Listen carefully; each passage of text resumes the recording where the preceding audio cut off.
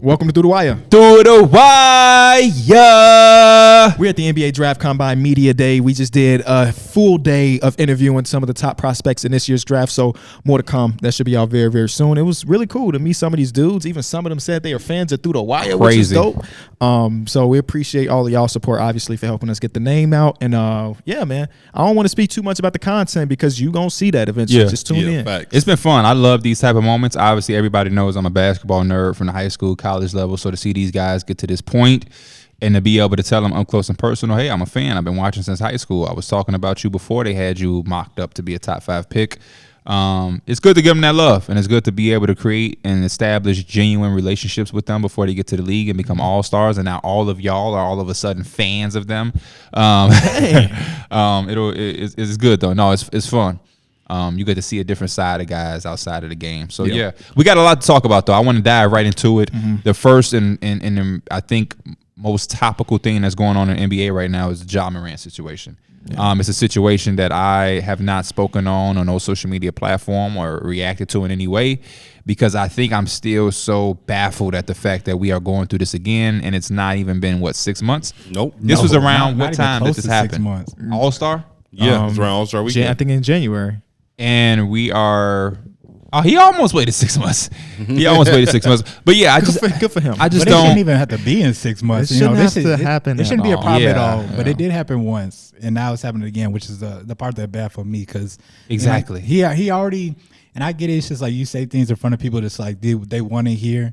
But it's like he went through the little rehab they had him doing through. He had a lot of moments during the season, especially in the playoffs, where he's like, I need to be here for my team.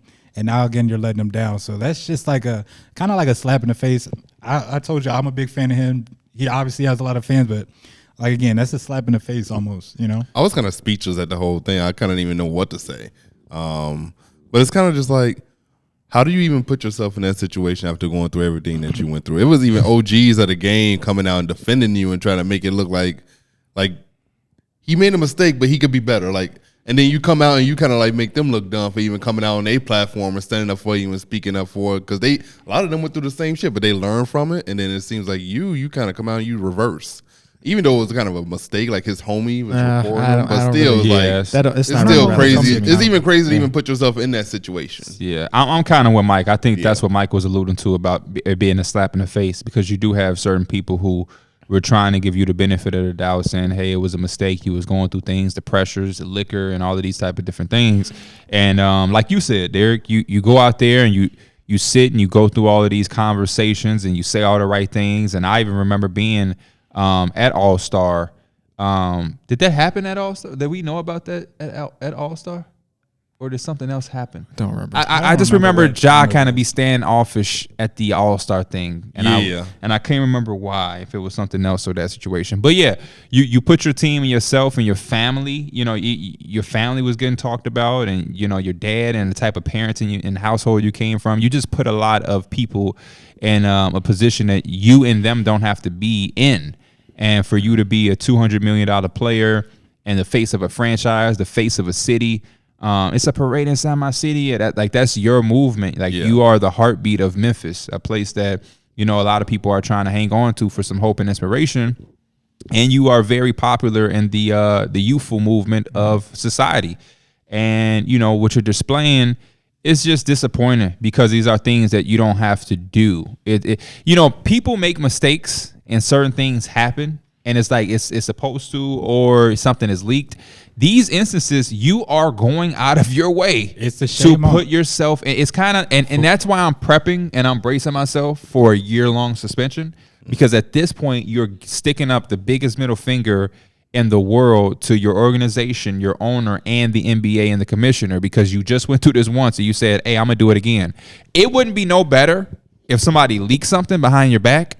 But then it's like, hey, they leaked it. That wasn't meant to come out. But when you're going on Instagram Live and you're aware because you interacted an entire video and then you do that's a middle finger. And I'm preparing for him to be away from the game for a very long time. I had some questions for my stream, and they were like, do you think he's really going to get 41 games or anything like that? And I'm just like, at this point, I don't know, but I wouldn't be surprised, because it's like, what do you expect? They're not going to just keep being leniency towards you. And like, is once the first one came up, it took kind of the league by storm. It's not like it was something that kind of brushed over. Like it stood around for a little bit. And for you to reopen those talks again, it just kind of shows that like maybe you don't care, or maybe you're really not thinking at all. Like it's showing something's not right there. Yeah, he fooled everybody. Well, like in the first time, I was upset, and then after seeing some interviews and hearing people talk, I was like, okay, benefit of the doubt.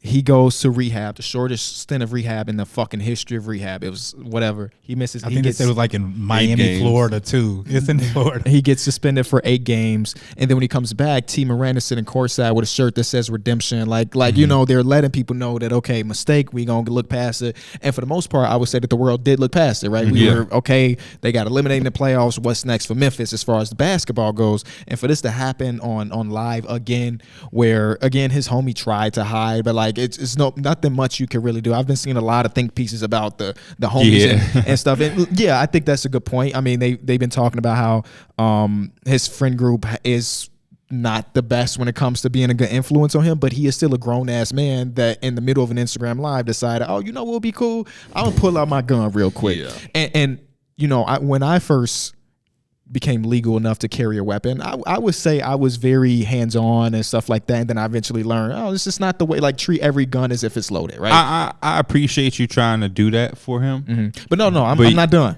I know, and I'm not trying to cut you off, but when you say hands-on, I think you need to give people a different insight because they never saw you on Instagram with a gun. I never was on Instagram flashing a gun, and especially not that way, but I like, when I first got my first weapon, I'm like, okay, I want to know about it. I did have it out a lot, but never loaded, never anything. But like, I think that part of gun culture is that like I have a weapon and I want people to know I have a weapon, but you have to stop it at some point. Eventually, I started to really realize, I mean, you should treat every single gun as if it's loaded, which means that you shouldn't flash it at all unless you're about to use the goddamn thing. So to pull it out in a nightclub, inexcusable, and to pull it out when you just chilling with the homies is inexcusable too, especially when you have the influence that you do. Nike gave you all of this money because you could be the next face of the league when it comes to these young dudes. They gave you a signature sneaker, bro. You know how many great players in league history didn't get their own Siggy? You got one of the motherfuckers out, and they about to take all of that away because you can't control that urge to show people, oh, I have a gun. Oh, I'm about that life. What Under Armour? He was with Nike. I mean, the Powerade commercial, my bad. The Powerade Yeah, he got a Powerade. Like, at the end of the day, you're a ball player, and it's very rare that we see ball players in a situation where you need to carry. And if you do need to carry, conceal it. Yeah. Simple. Mm-hmm. Yeah. And now we got to start talking about like what his suspension looks like. He got 8 games before. Of course, it's going to be a lot longer this time. Miles Bridges got 30 official games and then basically a season of unofficial games for his domestic violence case. Like, I have no idea what are we looking at. Yeah, could it be 40 games? Could it be 30 games? Could it be a season? See it being like 30 plus. I'm preparing for the season just because the NBA went through this because you have to understand the NBA is it's a brotherhood, it's a business, and it's a culture in itself. And when this first occurred and first happened, it was an embarrassing look for them as a business and a brotherhood and a culture. Right. And, you know, like KB said, this is not a situation where anybody in the NBA wants Ja Morant to be in. Like, this is bad for them. The NBA doesn't gain from this. And so in order for him to continue to be a part of this league, they have to harshly punish him. It's just like your kid. And I'm not trying to compare Ja Morant to somebody's 8-year-old or 4-year-old kid, but with your kid that does something, at first you give him a little slap on the hand. It's no big deal, but you have to enforce a punishment for them to know that they can't do it again. But then if your kid does it, you're going to raise the punishment up. Okay, you're grounded for a week. And if they do it again, the week turns into a month. And then a month turns into, okay, we're taking this entire device. We're taking your video game away. You're taking your cell phone away. It just get worse and worse. Ja Morant is an adult, so they're not going to go baby steps, gradual like that. But they do have to let it be known to Ja Morant and for anybody else who wants to follow his footsteps that, hey, this is what we're doing. This is so serious. This is so bad for business. This is so unprovoked and foolish that we're going to suspend you for a very long time and make you sit and think about it. And it's going to hurt your team. It's going to hurt your image. It's going to hurt your brand. It's going to hurt your relationships with Powerade, Nike. And you're going to have to really, really, really, really come back from this because you can't just go and go on a tour of bullshit interviews and say a bunch of shit that you didn't mean. I think that's also the part that hurts worse. Is even when you were talking about like having a gun, okay, you're young and you make a mistake once and the hope is for you to go on a redemption tour. But when you come back this fast after doing all of that stuff, and then what irritates me about NBA players or people with status, when they make a mistake, they be mad at us because we talk about it or because it's still in the air. You know what I mean? They come in and they standoffish or they don't trust the media all of a sudden. It's like we're not the one putting you on IG Live. Yeah. You know what I mean? I'm not the one wanting to have this conversation. I would much rather be up here saying talking about the conference finals first. Conference finals and Ja Morant and the Grizzlies need to do this move to be back into, the hierarchy of the Western Conference. But instead, this is what we're talking about. And I do think that the NBA, they got to stand up for themselves as much as I wouldn't want them to. Obviously we want them on the court, but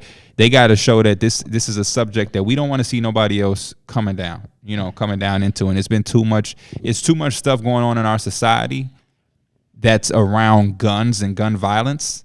That the last place we want to see is our players who we look at as heroes. When we were younger, we looked at players as heroes. Like, you know what I mean? We have Iverson and Kobe. These guys are like Batman and Superman, not the neighborhood gangster. I just don't understand it. I don't understand an urge to want to be street when you don't have to be street, especially when he didn't grow up that way. And I think that's even what's crazy about it, that he grew up like with a 2-parent home in a good neighborhood, and then like he gets the bag, he goes to the. Is this confirmed? I don't know what Ja Morant is from. I thought he grew up in like a suburban area in like South Carolina. I think that would be something that you might have researched. Yeah, that might be something that you've seen somebody saying on Twitter. I don't know where Ja Morant is from or what his neighborhood was like. You saw the picture of him with the Sperry's in that family picture and ran it's with the one picture of him on the court, and Murray said he got the look glasses. Is that even on. a real picture? Or was that I think that's a Photoshop. Yeah, y'all job. might be running with Twitter thing. We're not here to run up with. I don't know where Ja Morant is from. Twitter, the glasses thing. Even if you are from the that's hood, just a regular picture. Even if once you get out of it, you should not want to try to be there. In the NBA that have that type of background. Yes. And I'm sure there are many people in the NBA that own weapons, and we've never seen them flashing it.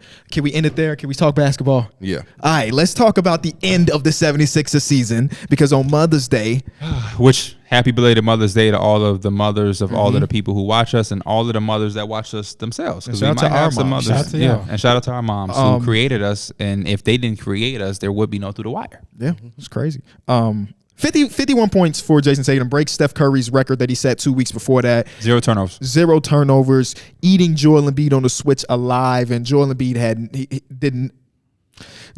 had no answer for that offensively, defensively. James Harden ended with a single-digit points. Joel Embiid had 13 points in the first half, ended with 15 points. Eating them alive. It was awful if you're a Philly fan. It was perfect if you're a Boston fan because you ain't had no worries all game. But like, I don't even. What do we start? We should start with Philly because they lost, right? Let's talk about Philly. Let's talk about them losing. Let's talk about the fact that Doc Rivers just got fired. He got fired earlier today. I was extremely disappointed in Philly just because of that Game 6 performance where Tatum struggled. You allow him to get a rhythm late in that game, and going into a Game 7, there's no way Tatum was going to lose his rhythm again. He got it in that fourth quarter. He was going to come out in Game 7, and he was going to put on a magical performance. He said it himself, he's humbly one of the best players in the world, and he put on a performance. Where he showed us he's one of the best players in the world. Humbly speaking, I'm just the best ever. Like I don't know if you contradiction. Humbly speaking, I'm the richest motherfucker in here. But no, I just love that.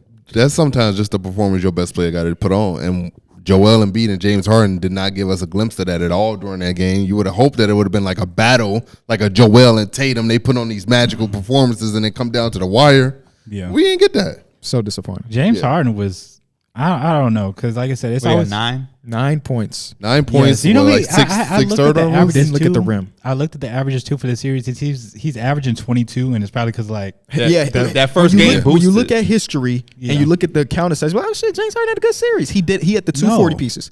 Every other game in the series, he was below average. Yeah, and some of them terrible. The frustrating part is, I think that like for a Game 7, like that's the time for your best players to come. You know, you kind of throw a little bit of the strategy out the window because it's just like you played 7 games against each other. Like you need your best players. And we seen Jason Tatum. As soon as the game started up, he had the little move, had a big old dunk. You already knew he was coming with it. Joel Embiid started the game off all right. But it's just like James Harden be making so many moves where he's just indecisive. Like I seen him go to the paint.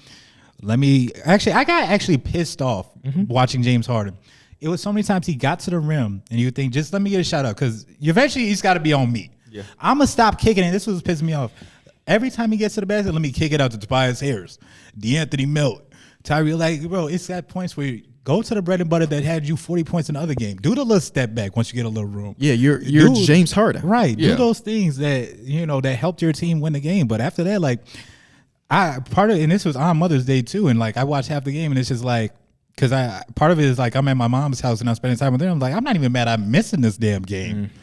Well, you did miss the master class from Mr. 10. No, I went back and watched Okay. Jason Tatum. Jason Tatum is so magical, bro. To see him get emotional when he hits some shots and he's Yeah. screaming to the crowd, like, that's the shit I live for. I love when players show that, especially when they're on the burner, and that's exactly what he was doing. He had turned around to the crowd and said, "What now?"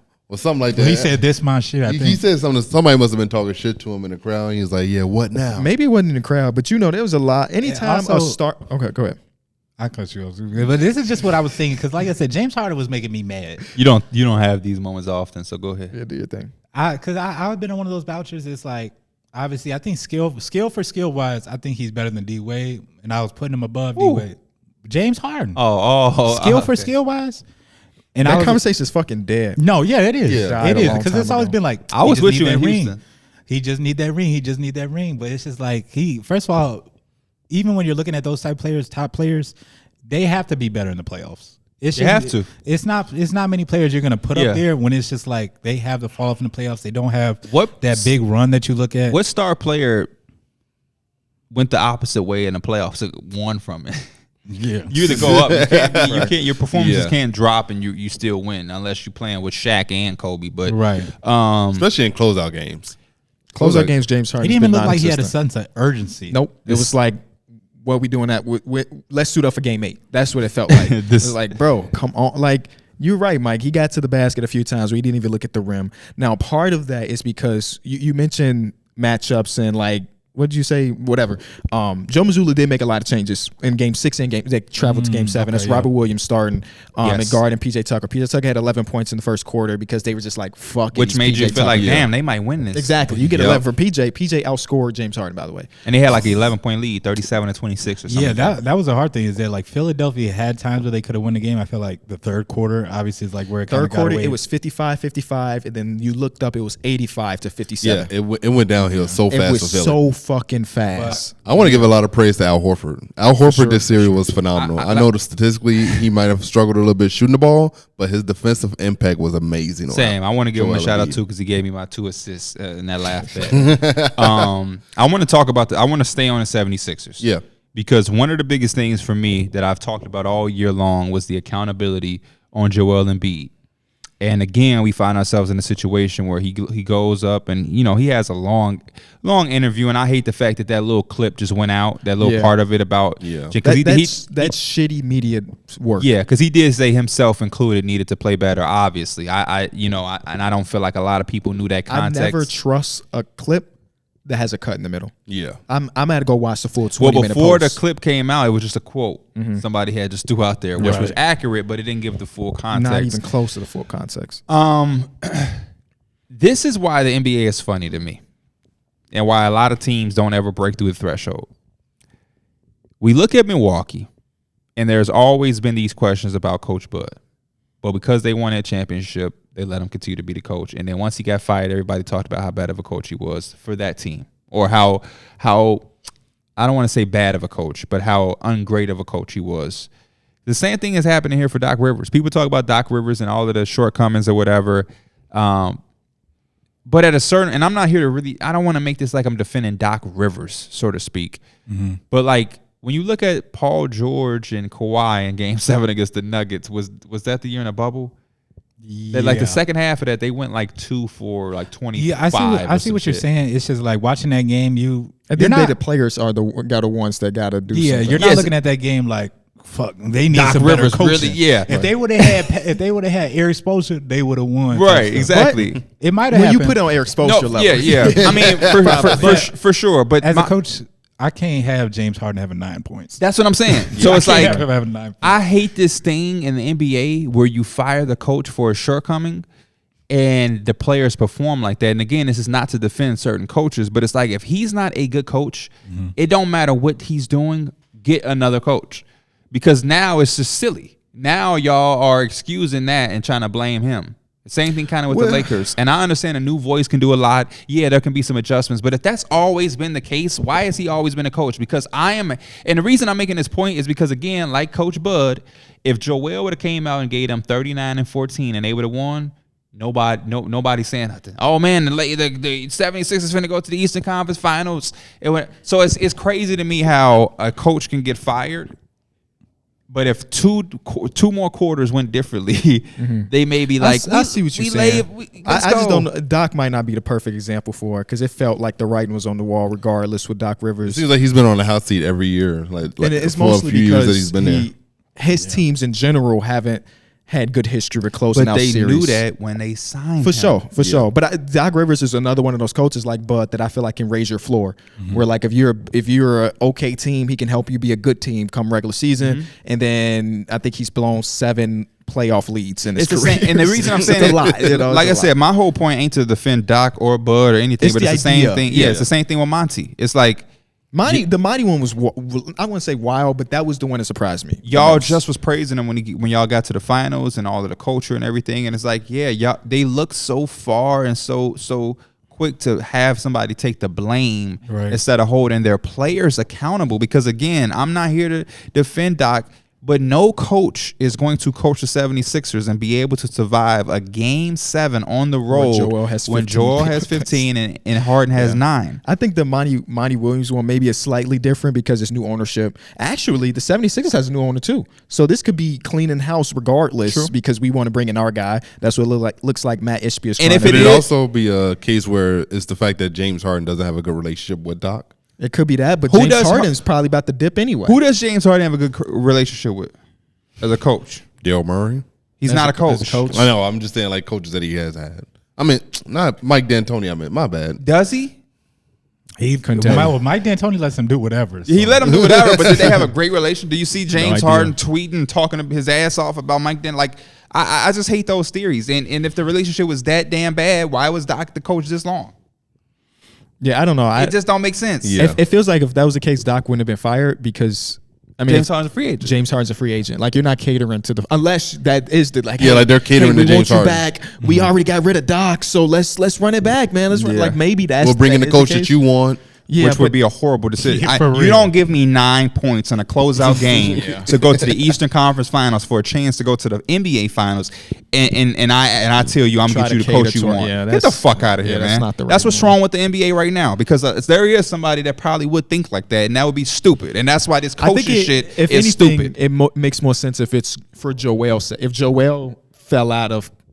Not love, but you know what I'm saying? Fell out of favor with Doc Rivers, then that makes more sense because he is the franchise. You know who I'm rooting for? I'm rooting for the team like the Heat. Because remember, Spoelstra, they stuck LeBron by tried to get LeBron. They lost, and they lost to the Mavericks, and LeBron put pressure on them, and they could have folded, but no. And look how much their culture has been impacted by having one coach for a significant amount of time. And I get it, NBA organizations. Sometimes you do make a bad call, you do make a bad hire, and you do need to change it. But it's like, bro, when you have a good team. You have, I don't know. That's why I always like the idea of bringing in newer coaches that haven't had experience because some team will hire Doc Rivers because, again, he's a good coach. But, again, you feel like there's going to be a ceiling on a Doc Rivers coach team anyway. But if I go get Chris Quinn, we don't have any history of Chris Quinn. Maybe we get Chris Quinn an opportunity to showcase him as a coach, but also give him a leash to develop himself as a coach. Because what Eric Spoelstra was doing back in 2011 is not the same shit that he's doing over in 2023. He has evolved as a coach, just like players evolve as players.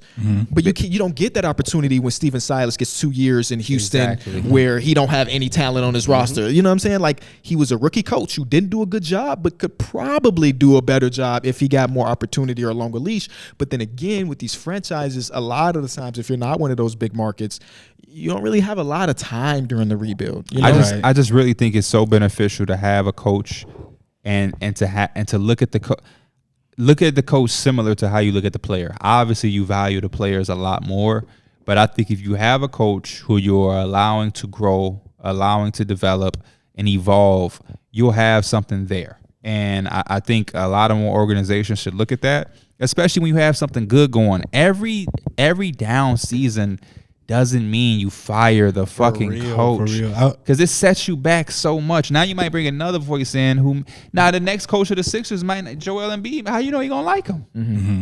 You know, like it's just like the star player. It takes the time to gel to get the system, the new system. I don't want to trade Giannis now because we lost in the first round. I be thinking like continuity is one of the most underrated things you could just have as a franchise. For sure. Yeah. I mean, I understand it's going to be like turnover in the NBA, but it's just like you said, these people are so quick. One bad year, you're out of here. Mm-hmm. You know, and sometimes it's not even a bad year. Honestly, yeah, it's not even a bad year. You just didn't get where the projection said we were going to go. Yeah, because some unforeseeable shit happens. And I'm not here to defend Doc Rivers, but I do look at Doc Rivers' coaching shit. And I be like, man, you are very unlucky. I don't know what you did, but he got the ring with Boston. Yep. But the Clippers team always underachieved. But that was a team that couldn't stay healthy. If you had Blake, you didn't have CP3. And if you had CP3, you didn't have Blake. I mean, those two guys, they would have toe injuries. I'm talking about like the most random, obscure shit in the middle of a playoff run where we all think the Clippers are going to the finals. Chris Paul trips when he was tying his shoes, and now he misses the rest of the playoffs. Blake Griffin goes and dunks, and his fingernail got cut. Now he's out for the play. Like, crazy. I remember Austin Rivers was playing once for CP3 and he got his whole left eye busted open. That was just a super unfortunate team. If there was a time to fire coaches this season, because there are a lot of good coaches available. Yeah. Facts. Nick Nurse, Mike Will, there's a lot of good coaches. And if those are the reasons behind it, then I'm all for it. And I apologize to the 76ers. But all of these teams that are so quick to fire these coaches, when you have these really, really good teams, it mind blows me because somebody can't be that bad if you would have extended them if two quarters went different. My mind, the most liable for this run is Joel Embiid, where we got one game this series that looked MVP-esque. Yeah. He averaged 33 points per game in the regular season, fucking averaged 23 points per game in the playoffs. The biggest drop-off we've ever seen. Mm-hmm. And, yeah, I know he was dealing with a knee. You hooping. Yeah. You had expectations. You failed those expectations, and it has been a continuous thing. He's the only player in NBA history to have an MVP award, but not even a conference finals appearance at this point. And that conference finals, that's beating his ass. He can't get them. Yeah, it's tough game to hear seven that after game seven after game finals. 7. And one of them was extremely unlucky, I would say, the Kawhi Leonard shot. Yeah, the Kawhi Leonard that team shot. that they built over there with Jimmy and JJ and all of them, that was a very tough ride. Good Ben Simmons. I think Brad Brown got fired, didn't he? Yeah. For doink, doink, doink. That's Brad crazy. Brown got fired. I remember when Brad Brown got fired. He got fired before like they even left. Mm-hmm. It's the only thing I would say for like Doc. No, I'm saying he got fired after that game, at that shot, right? The very next year. That shot? Yeah, it was like the next day. Was he on that? Was that season? Yeah, he was definitely the coach, but I'm trying to remember if he got fired. Mm-hmm. Because, then Jimmy Butler left. Doc Rivers was now the coach. Yeah. No, the only thing I kind of seen with the Joel Embiid shit, this is like maybe he could go a little bit to coaching. It's just like I feel like it was the same shit every time. Like, obviously, you give a lot of credit to Al Horford for playing the defense he was. But a lot of that. Oh, no. A lot of that. The bubble. The bubble. It was the bubble when Brett Brown got fired, I think. Yeah, because Doc Rivers was still the coach in the bubble for the Clippers. When the Celtics had beat them? Brett. Oh, you know what? Brett Brown was the coach in the bubble, and they got swept by the Celtics. The Celtics, right? And that's when he got fired right before. He got fired in the bubble before the plane even took off. Right, 04. And then Doc came in. Hey, by the way, you got to get a commercial ticket. Doc came in, and that's when Ben Simmons passed the ball. That was his first season. Yes. I don't remember that in that game 7, Trae Young shot 5 of 23, and the 76ers still lost this game. Oh, man. They just lost to Tatum when that man was. Oh, yeah, because Kevin Herter had a 30-piece on 27. Crazy. Yeah. Wow, what a moment in time. But no, Joel Embiid, I mean, for a guy to be as dominant as he is for seasons at a time, and for him not to have one playoff run, not one, Jokic, I would argue that Jokic is right in the middle of his playoff run. He's right averaged a 35-point triple-double against Kevin Durant and they've Devin flown Booker. by everybody. And they got a series coming up that can even put it next level, which we're going to break down in a couple minutes. And Joel Embiid hasn't had that chance. He's had Jimmy Butler on the roster. He's had Ben Simmons on the roster. He's had James Harden on the roster. Looked like the dream duo for them to have in James Harden and Joel Embiid. Right, like what archetype player do you want now? What archetype? Dame. Yeah, because he played with the best. By the way, he played with the best version of Ben. Yeah. I know a lot of people, we talk about Ben now and pass him the dunk, but he played with all NBA Ben. All NBA Ben was on that roster. So I don't even know where you go. If you're building this team for the next season, James is a free agent right now. Are you thinking about bringing him back? Are you trying to sign and trade him, or like what you letting him walk to Houston because everybody think he's going there? It's going to sound dumb because it's like you letting James Harden kind of go in that situation, but if my goal is to win a championship, I haven't seen anything from James Harden to think he's going to do that for me. You know? But what do you do next, though? Because Joel Embiid's 29 years old. Now you're saying that my second best player, who just gave me a fucking Rolex for winning MVP, is gone. So my second best player is now Tyrese Maxey. It's cool, but obviously that's not a championship team either. Mm-hmm. So how do you convince Joel Embiid not to request a trade? Right. That's gonna be tough because that's what they're in right now. Honestly, you could be real with yourself and be like, what's Embiid's contract? He's got 2 years left. Then I'll say, I wish you would. Either way it goes, I don't know. I think James Harden is gone. I think. You think so? In my head, he's gone until 2026, end of 2026. Like I said, it was a little bit of the self-urgency. Embiid. Yeah, I would say, well, okay, show me you're gonna leave. It was such an urgency, but sometimes he looked like he's just not even locked in. Who? James Harden. I think the same thing for Embiid. Yeah, Embiid. I really think that both of those guys on that team together was so tough because when things ain't going their way and they not getting foul calls. And that's why a lot of us talked about that all season long. Yeah, it's not fun to watch, but also that's not a tangible, realistic strategy to try to get to the foul line because you exert so much energy trying to sell calls. You flopping on the ground. How many times did you see James Harden go for a layup and he didn't get fouled and he's all in the stanchion? Now it's a 4-on-5. Joel Embiid, you steady going down and you grab it on your back, you grab it on your knee, and then now your knee actually does hurt. Yeah, my neck, my back. I think he landed on Marcus Smart's foot in like the second quarter. And then he was hobbled after that one too. So I said coming into this, I'm waiting on the Joel Embiid postseason where he don't miss no time. We've only had that one time in the bubble where he didn't miss a game. Because it was only 4. And they got swept. Yeah. So it's like, when can you be available and play? Like this is what it is when you want to be that guy. You've wanted to be the MVP. You want to be the best player in the league. You want to be the best center in the game. This is what comes with it. Do y'all think they have blow it up potential? Yes. Yeah, they do. Yes. Just because they're a team with championship aspirations, but they don't really have any avenues to really get there, unless they really do believe in James Harden. But we've seen that James Harden isn't really a championship caliber player. 9 points in the game. I do want to say no time soon. Like it ain't gonna happen now. But I could see even if they brought back James Harden again next year with a new coach and the same result happens, then it's like, oh shit, you know what I mean? And James Harden's only getting older. Like you can already tell he's lost a step. So right. Yeah, definitely. So it's like he's not the same James Harden of old. You may get a random flashback game here and there, but because I heard there's some teams they waiting for Joel Embiid to make that call, and my team is one of them. Your team is the. I feel like all of them. No, all of them don't got the assets. Yeah, that's the problem. But the Knicks do. The Knicks got the assets. Tell you that much. Come on, he would love to guard. He would love to play with Jalen Brunson. Until he get 15 points in the game 7 and then stomping on James Harden ain't Jalen Brunson. He'd love to play with a guy who 2023. He'd love to play with. Which is crazy to say. Jalen Brunson has played better than James Harden. Yeah, for sure. Not even close. Jalen Brunson's probably the best guard in the East. Damn. The best guard in the East. I mean, it's Darius Garland. You also got Jrue Holiday. There's Gabe Vincent when he plays against the Knicks. The best guard in the East is I'm trying Marcus to see Smart. Is that a hot take? Best guard in the East. Point guard or just Trae Young is in the East. Trae Young. Tyrese is Tyrese Halliburton, Bradley Beal. It's not crazy to say that. I probably would based disagree. Off the playoffs. I'm gonna agree with Darrick. Yeah, he outplayed Brunson. I mean, and that's 2 years in a row where he upped his play in the playoffs too. So he outplayed Garland. Fluke. I mean, Donovan Mitchell. Donovan Mitchell. That's shooting guard or point guard. I wouldn't consider him a point guard though. You said point guard. He's like a combo guard. You said guard. I didn't say guard. My bad. I meant to say point guard. My bad. You can make that argument. Yeah, you couldn't be too crazy. Trae Young will probably take it back next year. I feel like that shit it goes every year. For sure. But I definitely can see Brunson outplaying Trae Young in a playoff series. Yeah. Oh, for sure. Me personally. Trae Young got to get there.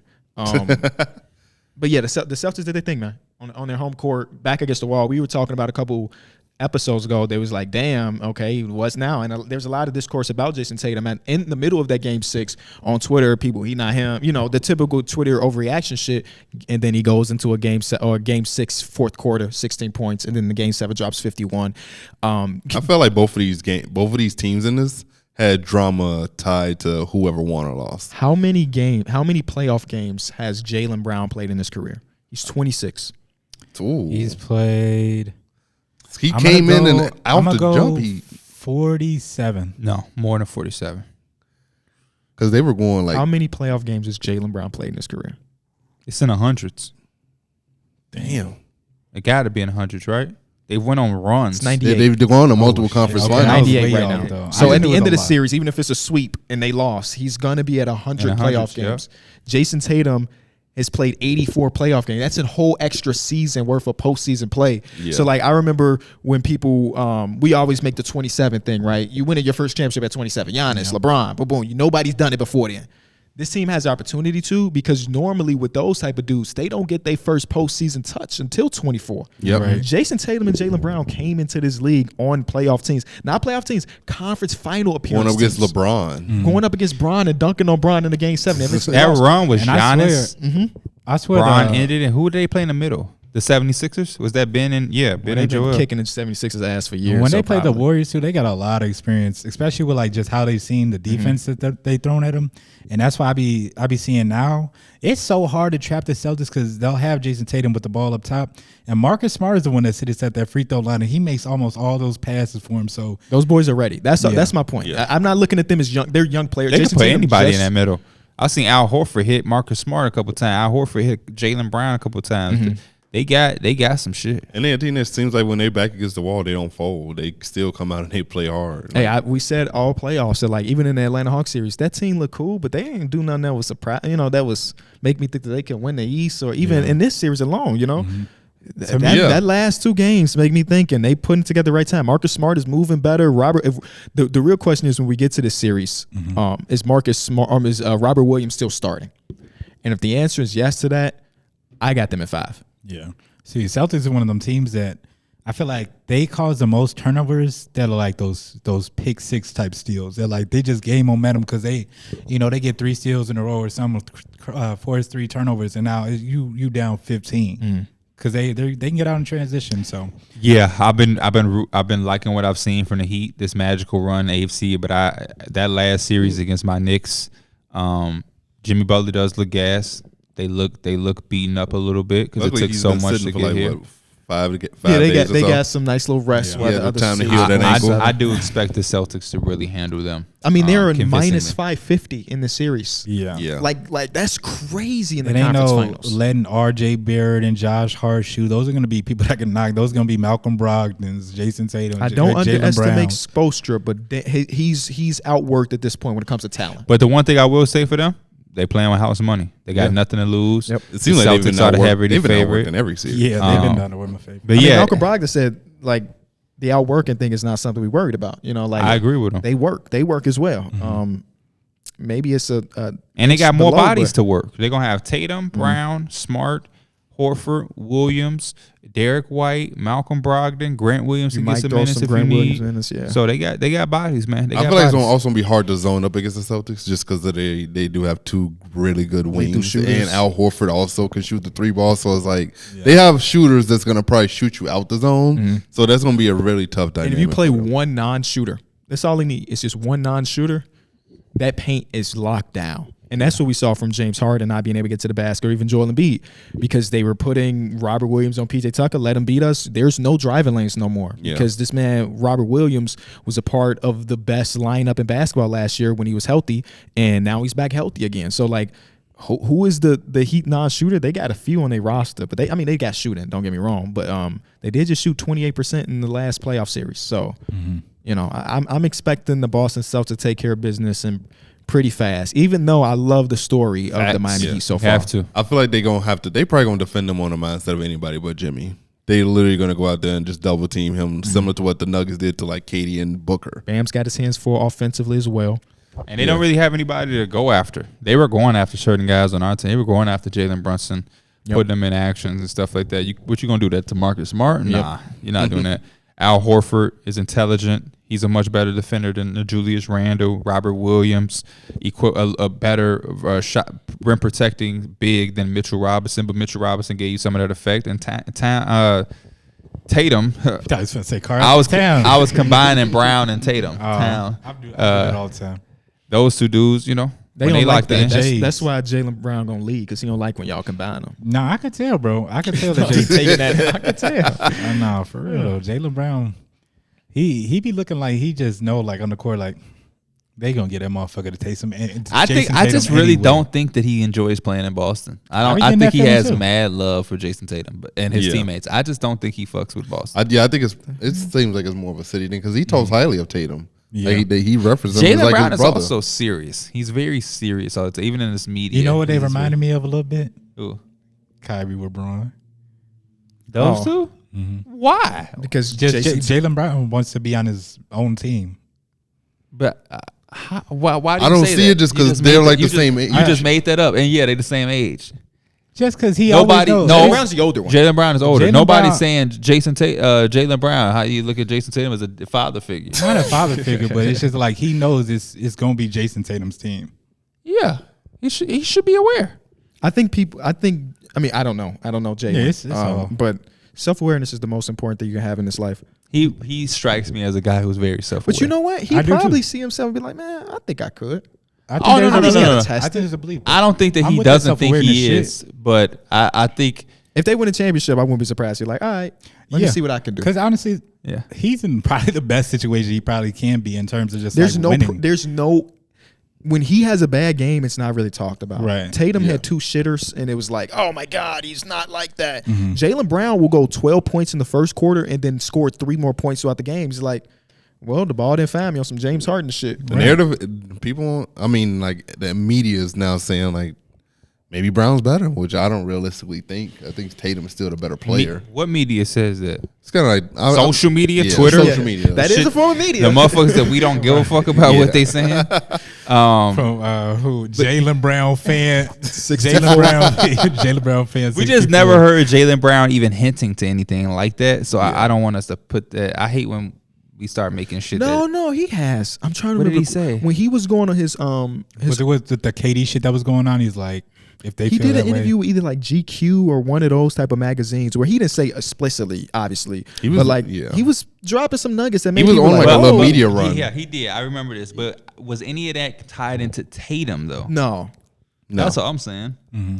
Kyrie said, "I got out of that Okay, motherfucker it's to not be all away from saying- Bron's shadow." But in the grand scheme of things, he's on a really good team, a championship contender team, and it's just like it's not that pull. It doesn't feel like you said. It's not that he wants to be there all the way. And I think part of that is because It's just he doesn't Boston. like being in Boston. I Okay. mean, yeah, let Boston be the LeBron. Yeah, So I think some desires would, as all individuals, we want to know how far we can take anything. You know what I mean? One of my biggest moments was when I was doing some stuff without y'all, because it's like, damn, can I do something without the podcast? Could I host something? Could I interview a person without the support? It's a challenge. And I think this is where you're at your best though. When we just did all these interviews, I was like, let Pierre be the driver of this shit. The personal interaction part. got You that killing drive all shit. of us in that. But Jalen Brown, he hasn't really, what I'm saying? Because he could have easily I know, been it's the not like president. that. I just been looked at on the that. quote. So he was with the Ringers' Logan Murdoch, and he was asked about his long-term future in Boston. He said, I don't know. As long as I'm needed, it's not up to me. We'll see how they feel about me over time, and I feel about them over time. Hopefully, whatever it is, it makes sense. But I will stay where I'm wanted.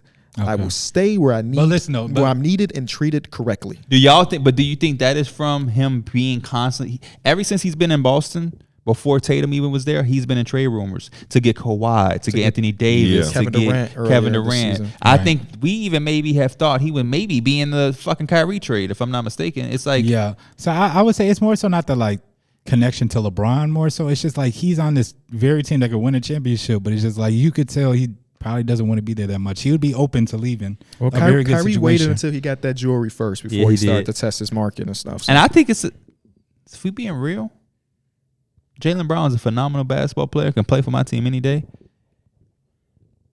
The way the NBA is going, he's going to end up in the same type of situation. Unless he's going to the fucking Rockets. I seen somebody. I seen this is Twitter, if he goes to stuff, by the way. If he goes to Trailblazers, he's with Dame. Yeah. If he goes to the Timberwolves, he's with Ant. I know a place where he ain't got to be secondhand to nobody. What? Chicago. He's gonna be there with Zach. The one I seen Well, who on better? This was on Twitter, but it had Jalen Brown, Mikal Bridges, and Nick Claxton as they top 3 On one team? Yeah, How the hell on did the the Nets Nets get him without giving up They said no handles, Mikal? no playmaker, just vibes. My favorite one has James Harden, Jalen Brown, and Victor Wembanyama And Houston? Houston. That would be such a 2K. That's crazy. That's a bro. 2K offseason. Well, I guess Recess we'll find team. out. We'll find out. Say what? Recess team. Yeah, Damn. Reese gonna have a crazy. nice team. I think he was niggas in the playoffs too, where he just missed He the had playoffs. Vic. Yeah. Now he got Vic. Yeah, the crazy He had offseason. Vic, Julius Randle, Yeah. Devin Butler. Booker. No, did he saw Yeah, Devin Booker. Yeah, Devin Booker. Oh. Yeah, he had a crazy ass off team. He just Again. came back with a Damn, whole look at lick. That's what I'm He saying. sucked. He had a good team, and then he sucked and got Vic. How y'all feel about this series? Are we all picking Celtics? I'm picking Picking Celtics. Celtics. I'll give the Heat 2 games. I think they'll get 2. I think we'll get 2 Jimmy magical performances. Okay. Respect.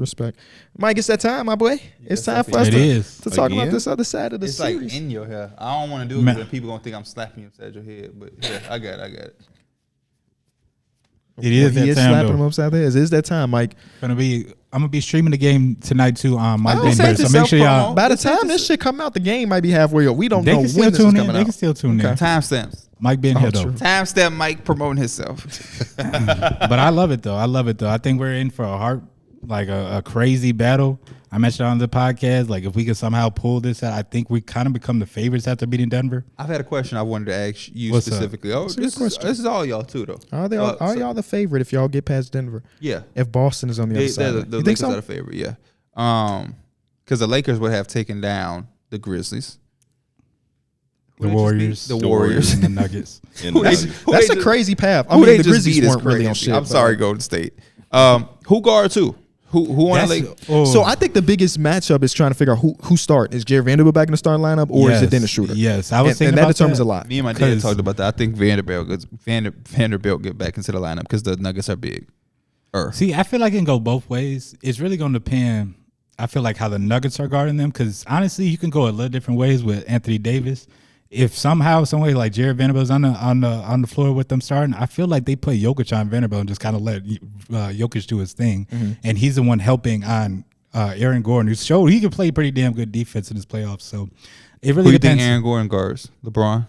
I think It's he's either good LeBron or Brown. Anthony Davis based on who's starting in that lineup. I can't I could wrap my see mind it. around who guards Jamal Murray and MPJ because Jared Vanderbilt. Gave us minutes in the first 2 games versus Curry, which is Yeah. fine, but eventually he lost his favor too, where he was getting 10 minutes, 15 minutes. Right. I think Dennis Schroeder's a very good chaser. I don't know how I feel in an open court, like one-on-one. I think he's been good, not to get me wrong. But yeah, that is tough. I think this series really depends on Jamal Murray on both sides because the Lakers are the number 1 team when it comes to fishing matchups, and they're going to put him in every single action, especially down the stretch. And sometimes it's not even most of the time it's not even going to be Bron. It's Austin Reeves. Give me Yeah. Jamal Murray. It's Lonnie Walker like they did with Steph Curry. They're going to do that. And you can still be a good defender, but if you're smaller, the Lakers are going to take advantage of that. Yeah. And MPJ is a 6'11" sharpshooter, so I'm trying to figure out who guards him. Because LeBron had a lot of moments, let's be real, where he lost the motherfucker. And a lot of times it was Wiggins, so it's like, who cares? Yeah. MPJ is a 40% three-point shooter and not afraid to take and shoot the If motherfucker skin So we know off of it. Jokic is potentially going to be on a Vanderbilt or Anthony Davis. Yep. Yep. More likely Anthony Davis, I think, to at least start the series. Or I'm sorry, Anthony Davis is going to guard Jokic. Yeah. Oh, yep. LeBron, Aaron Gordon. I would assume so. Yeah. So They definitely not. They better not put him on no MPJ running around. So now if you go Schroeder, you have Schroeder, D'Lo, Reeves. You putting Reeves on MPJ? Probably. I think that's out of those 3 options, he's the best one.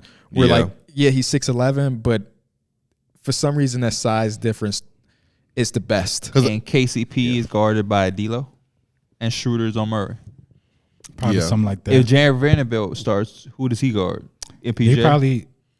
I think they would I think they would put him on. I think they would put him on Jamal Murray. Jamal Murray. Yeah. I think either that or he gonna get some possessions guarding Jokic, Jokic, so yeah, for Anthony sure. Davis can roam and protect the paint because Jokic obviously is not all the way in the paint. Well, all the and time. also- Jokic's gonna put Jared Vanderbilt to a I feel wall. like the Nuggets, they're gonna throw some type of weird defense. They shown that like they're just gonna throw up different things because they don't want Jokic to obviously get exposed. I would love to see LeBron back in that post again. That one of the big determining factors is how y'all play the paint. Mm-hmm. In the last couple series, y'all had such an advantage because of how tough and how much y'all draw fouls. The Warriors foul a shit ton, y'all get fouled a shit ton. And that was baked into the series. Y'all knew that was going to happen. The Nuggets don't foul. Now, they probably will because it's LeBron and Anthony Davis this time. But, like, just notoriously, they're not a team where, like, it felt like no matter what, the Lakers are going to outshoot free throws on every team by 15 every night. That's I don't know if that's the case in this series. The small chance I feel like that they have is because, like you say, it could go. Fouls is just always one thing that's just, like, hard to just rely on. But with them being consistently, like, they draw fouls, that was, like, one of the edges, I was thinking they have, honestly, because the Nuggets, especially with the Suns, they had a lot of grinded out, low scoring ass games, and I feel like the Lakers, the way they play ball, they could win a lot of those grinded out games. They obviously score in the paint, the free throws, stop the clock, and it's just like you said, they have their game plan where they're just hunting mismatches. How do you think y'all would keep up though if the Nuggets are really like shooting the three ball very well? See, the three ball that would be tough.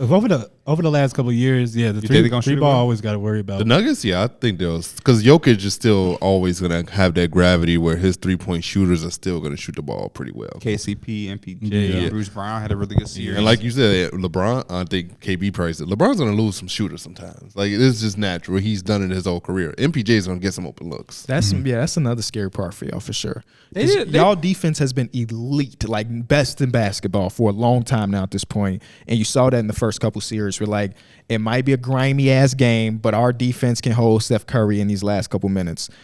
The Denver Nuggets offense, Jokic is literally it's just a like whole 30, nother level. 35-point triple-double is just nasty to be averaging. It's a whole nother level. And I'm afraid for y'all in the sense that the Denver Nuggets have what it takes to genuinely just outscore y'all. They do. Yeah. They do. And because y'all offense can get very stagnant, and that's when the defense comes in. That's where they got the chance. That 3-point, the 3-point comes into a factor for them because, like you said, they can really get hot from three. I would be saying for the Lakers, and it's not like we don't need it. It's not like we can't use more shooting, but I feel like the Lakers have never really relied on 3-point shooting to really build out battles. I feel like that's where they're a little different from teams because, like I said, it feels great when Lonnie Walker hit 2 threes for us, or we have somebody that can D-Lo hit 3 threes for us. Reeves. It's not like we kind of like rely on it, and that's why I think that like that constantly attacking the paint. Maybe one game we can give Jokic and foul trouble or something like that. I think that's just like a natural recipe to win playoff games. Now y'all trending. I'm looking at the numbers. Y'all are trending very upward when it comes to offensively, like based on the Warrior series opposed to the Denver the Grizzly series. So y'all had you remember the 20 teams, 2/3 of the fucking league make the playoffs now, or y'all have the number 1 defense in the playoffs, and again that's great because it's 13 game sample size. But the number 11th offense, and while on the other side of the ball, when it comes to the Denver Nuggets, they have the number 2 offense, and the only reason it's number 2 because the New Orleans Pelicans scored a shit ton of points in a one play-in game that they lost, and then they are the 5th best defense. So they've had it on both sides. Yeah, I mean they literally had freaking Devin Booker and Kevin Durant like coming out their body. Like for all we know, for as long as we kind of knew, like they're great scorers, but their bread and butter is that mid range. They started taking them their 10 threes a game apiece. Yeah. What y'all need to do to win this series is put that pressure on the rim. That's the main thing. Yes. Yeah. They have not played a team so far, the Nuggets, that had somebody or people that just. And we saw Devin Booker do that, right? In the one game where he shot 100% from the field, basically, he was getting downhill. Kevin Durant as well. They don't have an answer for that, really. And that's why I feel, and this is LeBron I'm talking about, but it's just like I feel sometimes that he can obviously settle, but it's just like you could say that their first step is just not as there as it used to be. And Aaron Gordon's probably the most physical guy LeBron will face so far. I wouldn't, like I said, mind him seeing him, especially with smaller matches, just go to the post. Go to the post. He's had so many times where he's made great plays, great reads just out of the post. It just takes away from just like, let me drive. Because you could kind of tell when he's getting ready to drive, or it's just like, I don't know. It's part of him getting a little bit older, but like it's a lot foreseeable. It's just it's a little easier to stop than it was when he was like 10 years ago or whatever. You know what I'm saying? Yeah. KCP's been great in the Love me playoffs some so KCP. far. We got the rematch on both sides though, so that's the fun part.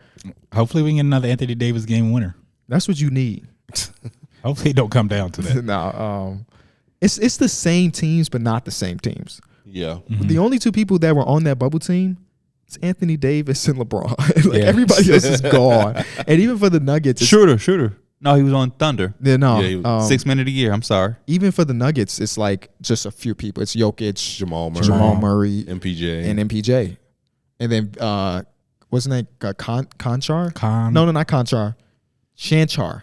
Oh, okay. Chanchar was on that roster. Yeah, but everybody else is different. So You know, it should be a well coached battle. How do y'all think are the biggest X factors in these series? Michael Porter Jr.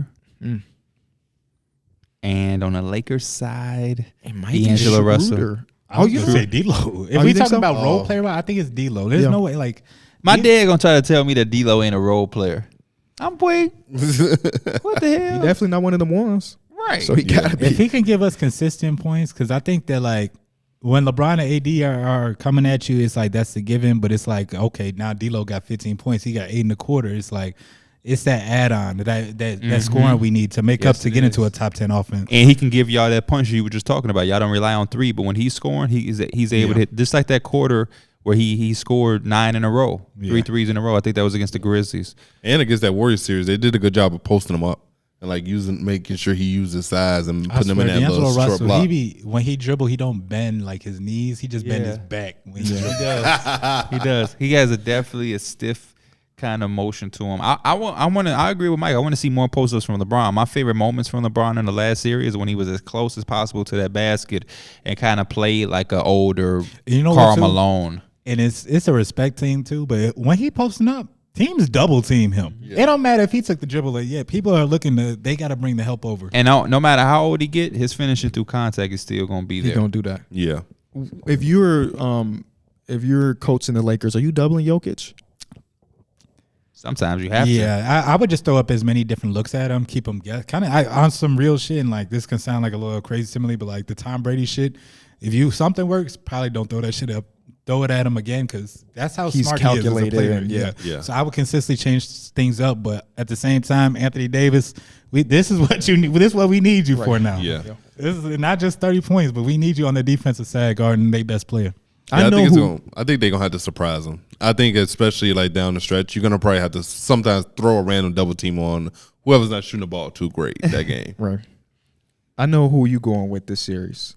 Should I do the Corgi bit? No. The Corgi picked Nuggets in 6, by the way. I was going to say I'm picking my pick based off the dog. The Corgi picked Nuggets in 6, so I don't know if y'all backing him up. I got Lakers in 6. You all right over there, man? You doing a lot of damn grunting. All I hear is he just as tired as us. Yes, he is. I know he tired. He tired like the detergent. I got the Nuggets, man. I got the Nuggets. I want just kind of like the Heat. I'm proud of the Lakers. They made me eat my words. I never thought they would get this far, and I think they're having a miraculous season. But man, the Nuggets have a lot. But at the same time, even when I say that, it made me want to pick the Lakers because I just feel like the Lakers got a lot. Either way, I think we win as neutral fans. Let's hope so. Let's hope the Lakers don't win this in 5. Let's hope the Nuggets don't win this in 5. We get a 7-game series. Yeah. And one of the two. But this is the one we want more, I think. What about you, Darrick? Who you rolling with? I'm going with the Nuggets, but I think it's going to be a 6. Even though I want 7, but I think the Nuggets are doing a 6. If Jokic can do this and win a ring, they're going to put it on the same level as 2011 with Dirk. As they should. It's just that the Lakers, when Anthony Davis sit down, well, y'all in trouble. That is true. Derek said he wanted to see some Obama minutes. He was thinking about starting. He won't play game 1. I made that up. I see the motherfucker in street clothes and I see him like dressed up. So I really don't know. I think he's not talking about him coming back, but he don't. Tristan Thompson might check in before him. Oh man, Jokic 50. Tristan Thompson might check in. You thought Jock Landale was breakfast. Wait till you see Tristan Thompson. Hey, don't sleep on Jock Landale. Was at least giving it some effort. 35-point triple double. Never mind. Damn. We got the draft lottery today. Yes. This is big. Here in our city of Chicago, we get to find out because 2 of our teams are in the lottery at least. And I guess 3 of your teams, 4 of your teams are in the lottery. That's crazy. The Jazz. He might just have win-win-win. The Jazz, Spurs, all of them Blazers, jump up. Bulls. We still count that Jazz fan though. You said it on this podcast. You said it on the pod. That was years ago. And it was you only because renouncing Derek it? Favors was there. That's such a even crazy, more. wild. Shout out We to can just Derek put the Kings on since he had that hoodie on. Okay. Yeah. Who do y'all want to see outside of your favorite team, Derek? Who do you want to see get the first overall pick? See to give it the Houston Rockets. I think they would be really fun to see Vic. They my least. I hope the motherfuckers don't get it. I'm going for the Spurs. You know, I love. I wanted to Popovich's say the quote. Spurs, but y'all considered them one of my favorite. I want to go to. teams. I want him to Oh, go. I want there to be like just like another life or like a breath of Same. fresh air for the Spurs, and also it's Greg Popovich there. Like he deserves some. Yeah, I guess so. But Greg Popovich. Am I thinking? Was he yawning? Yeah. Oh. Okay. Greg Popovich gave a quote that was like, "I'm not expecting anything. We've had all the luck in the world." Which is you got fucking Tim Duncan and 5 championships, so I understand it. But damn, you know, we've seen some of the people walking through here that might end up on the Spurs, and they like, yeah, you know, There's some options out there. I would say, yeah, either the Spurs or you know what would be nice for basketball? The Detroit Pistons. Kay Cunningham, LeBron would be happy. Jaden Ivey, Enjoy basketball's very own. Duran, Isaiah Stewart. But be real, Chicago is the number one though. No. Bro, imagine if y'all. What if did, Luka though. and the Mavericks? Him in a big city? Can Come Luka on, and the man. Mavericks get it? Absolutely. That's why they set They Luka got a for the higher last chance than the game. Bulls. I'm pretty sure they're like a 3-point chance. Hey. And y'all are at 1.7. If the so Mavericks that can game get that they it, sat out was definitely worth it. The Luka, Bulls needed that game to make the play. Luka and Vic. would be great. and Vic with Kyrie. Yeah, too. Dallas got a 3% chance, and the Bulls have 1.7. Yeah, I actually want to see the Mavericks get it. Do I run a quick sim right now to Do see it, and we're gonna.